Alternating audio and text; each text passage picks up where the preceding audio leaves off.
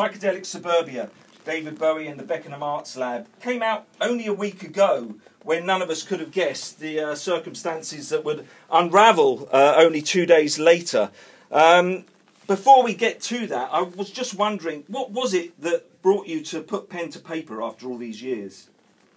I think that the story of Beckenham and the fact that he was the launchpad for Bowie's career has never been adequately covered by other media, either books or documentaries or interviews, anything like that. But everybody seems to skate over it. It's almost as if they're sort of slightly embarrassed by the fact that it was the hippie era. For a long time, unfashionable, but it's not unfashionable anymore now. I just felt that the community spirit was generated by what David and I and Angie and the rest of the Arts Lab people did. It was so amazing. It affected everybody's lives in Beckenham. Your parents, Maureen and Dick, for example, they were drawn into it. And it was as if something magical had happened and the whole community was inspired by it. So I thought it needed to be made public in as much detail as I could master. And yes, and muster it you did. It's a fantastic read. I read it, literally devoured it over half a day. You recently put on Facebook, in fact, since David Bowie's untimely death this week, that you see the book as a gift from David. What did you mean by that? It had extremely good publicity before he died, when none of us knew that this very, very sad event was going to occur. And it had been in all the newspapers, well, most of them anyway, big extracts in the Sunday Telegraph at the time, lots of other papers and lots of radio interviews and TV. And then my PR lady said, that's it, you get one hit of this. So we did it, full blast. And then on the Monday morning, I was listening to the Today program, and I was galvanized awake by the fact that David had died, being part of the program, and then my phone never stopped ringing. And so I got another blast of publicity, which is carrying on. It hasn't stopped. It's not as intense as it was when it first happened, but it's still continuing. Yeah. I like a section in the book where you liken his much lauded talent for reinvention as perhaps being rooted in the idea of reincarnation in the Buddhist belief. It's possible. I think it's more likely that it is rooted in the Buddhist principle of impermanence. And I think that David probably got a handle on that when he was spending a considerable time at Samuel Center in Dumfriesshire, meditating. I think he got some insight into the ephemeral nature of the individual ego, and also the fact that there is a constant change, that nothing ever stays the same. Yeah, and you point out as well that at one point, is this true that he considered becoming a Buddhist monk, but the music pulled him back? Yes, that is absolutely true, yeah. And he brought you to Buddhism? He did indeed. He introduced me to Chimmy Rinpoche, who was, at that stage, one of only 4 Tibetan lamas in the UK. There are a lot more now.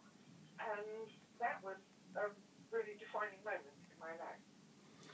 There's a lovely book in the book where it's an interview from just before the release of Space Oddity for the countercultural popular publication at the time, International Times, and you're talking with him, and he says that music is an extension of moving the energies. It's like little ripples going out and in the beginning, and then he drops bigger pebbles, making harder ripples, playing energy games.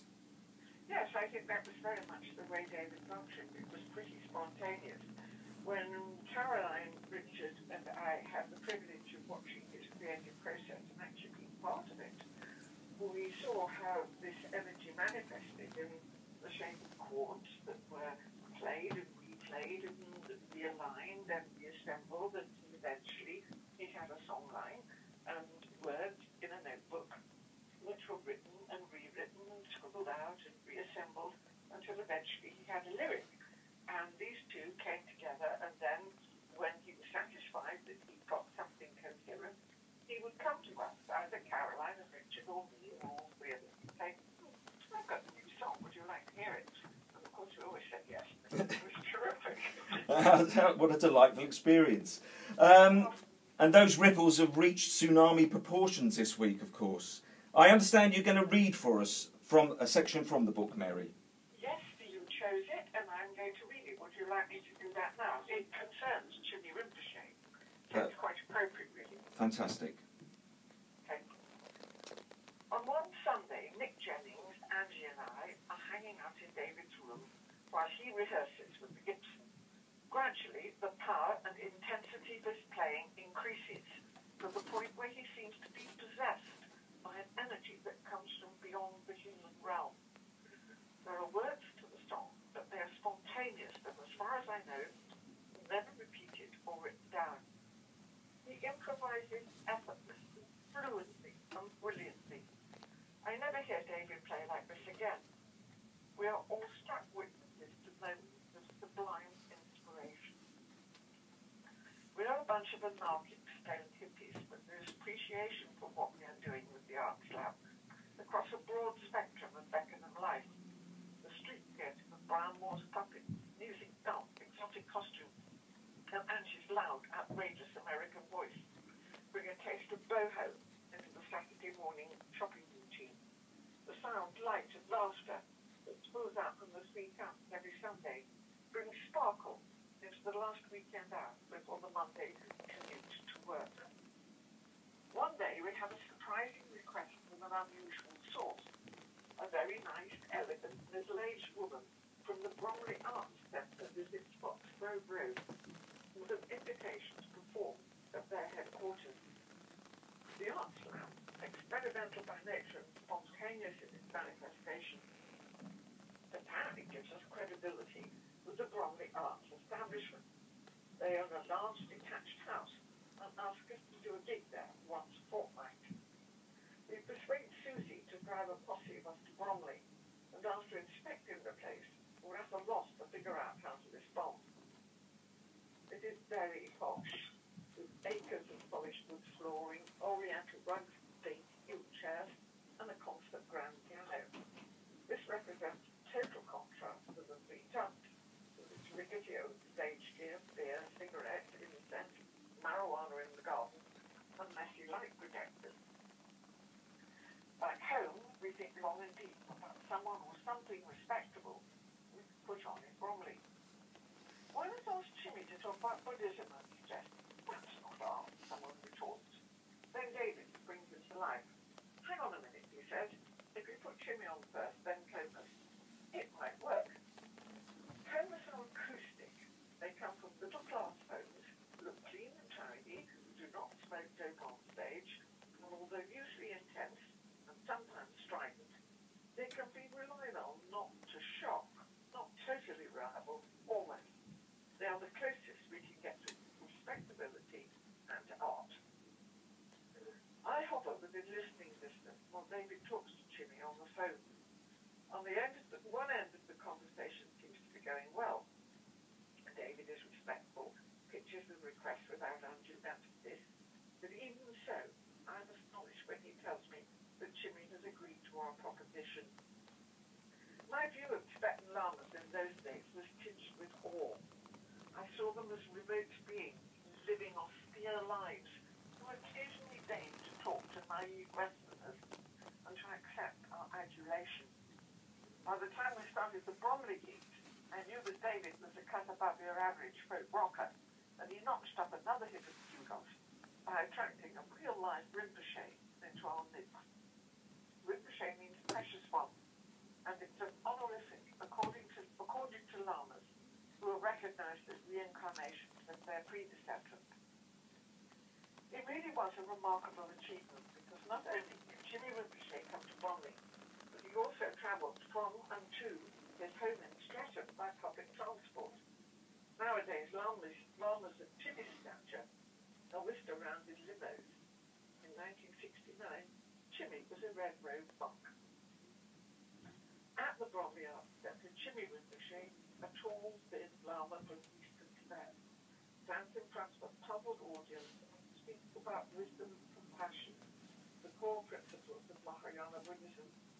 A predominantly middle-aged, white, Anglo-Saxon gathering sits on the gilt chairs, trying to make sense of what's going on. It's almost certainly the first time many of them have heard of a Tibetan Lama, let alone encountering one in person. Jimmy tells us about the life of the historical Buddha, Gautama Shakyamuni, and about how Buddhism spread from India into Tibet. There's a rustle of surprise from our audience when he states that Buddhism is based in a principle called dependent origination and does not accept the existence of a creator God. Then he mentions meditation. What is meditation? Asks an elderly lady in the front row. Jimmy giggles. The lady is phased, and we, who are responsible for this enormous break with convention, shift uneasily on our chairs. It's like waking up, he says, like discovering your real nature. If Jimmy had been anything other than an accomplished meditation teacher, the evening would have flopped beyond redemption at this point. But his authenticity is palpable, his charm mesmerizing, and his sense of humor like to be infectious. Many of us understand something that night that makes us wonder about what is missing in our lives. Chemists play an inspired set. There is fire and passion in Roger's voice, softened with something that might have been humility. They even manage a few light-hearted moments, which is unusual because Roger was exploring pain as musical inspiration.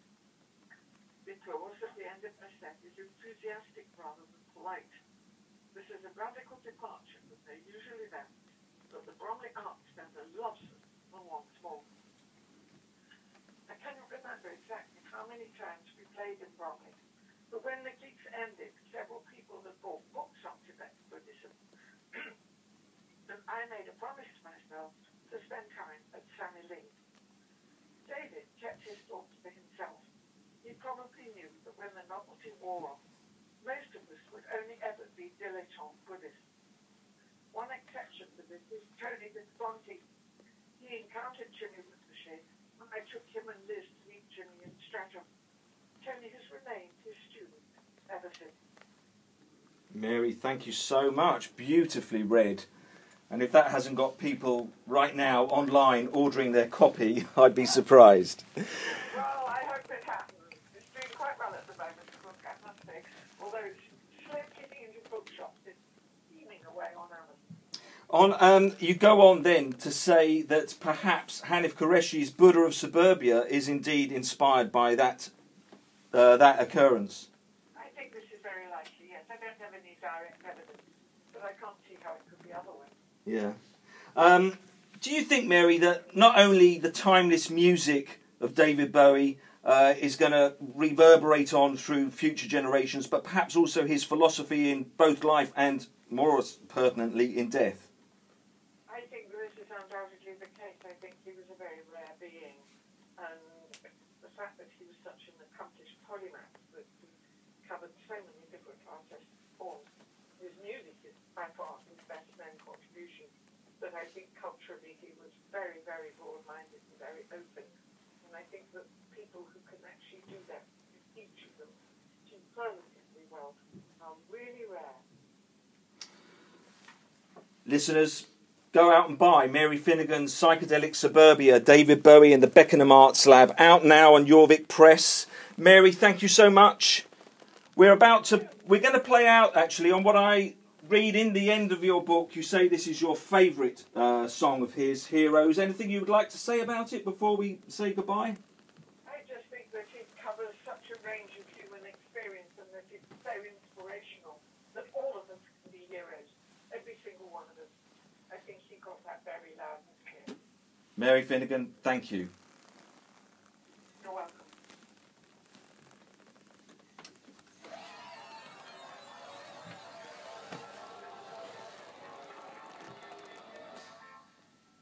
Oh.